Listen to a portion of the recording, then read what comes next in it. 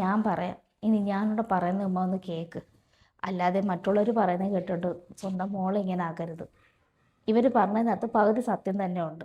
ഞാൻ ആ ഹോസ്പിറ്റലിൽ പോയതും ഗൈനക്കോളജിനെ കണ്ടതും ഒക്കെ സത്യം തന്നെയാണ്.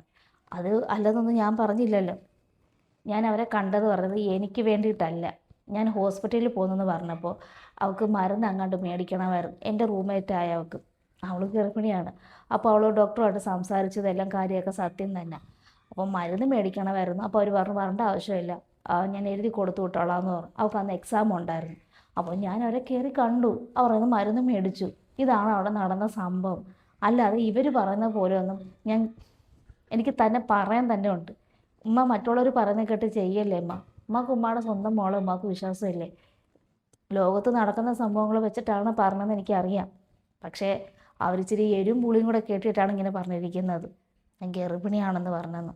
എനിക്ക് ആ ഉദ്ദേശമൊന്നും ഇല്ലാത്ത, എനിക്കൊരു ലക്ഷ്യമുണ്ട്.